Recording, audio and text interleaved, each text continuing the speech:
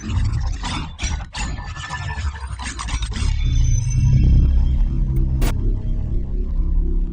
what's up guys? This is Chris from WearTesters.com. Today we have the performance review of the Nike Zoom Hyperfuse 2014. So with that being said, let's go ahead and get right into it.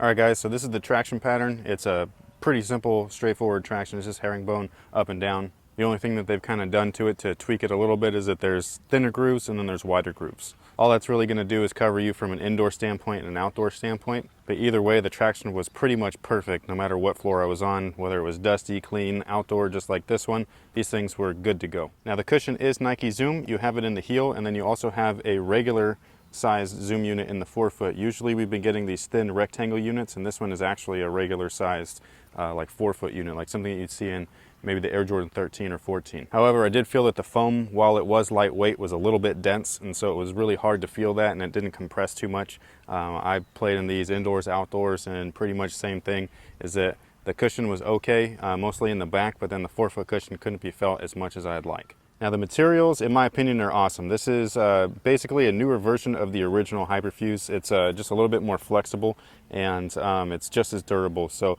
I like that they just kind of kept it simple with the 3 structured layers. You have the underlay for like a structure and support, you know, their mesh layer for breathability, and then the overlay for durability and things like that. And these things were awesome. As far as the materials go, it was definitely a highlight of the shoe. And the back area is just a basic synthetic, nothing too special.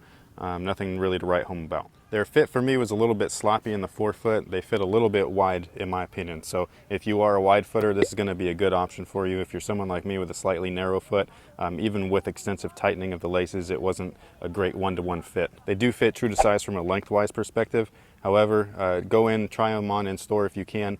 Maybe half a size down for narrow-footed people will be a little bit of a better fit for you. Ventilation in this shoe reminds me of the original Hyperfuse. It's pretty much all over the place. Every vent that you see is an actual vent. Nothing's really blocked by anything except for this thin mesh tongue, and even then that's like a really open-aired mesh, and so you can feel the air flowing through even if you're inside. So I thought that that was great. If you're a big fan of ventilation, then this is going to be one of those shoes that you're going to enjoy. The support was pretty good. It wasn't anything crazy. There's nothing here that's too over the top.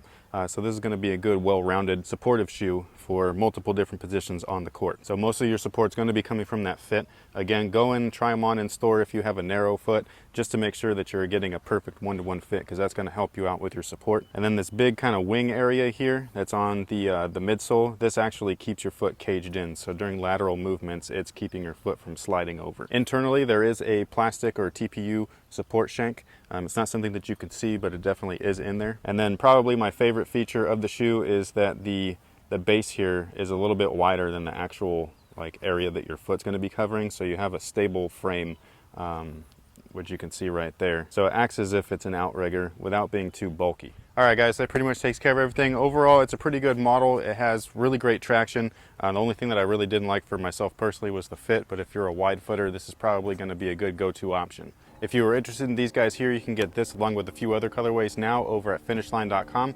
If you need any more information, you can always go to my site, WearTesters.com. Thank you guys for watching. Thanks for all your support, and until next time, guys, have a good one.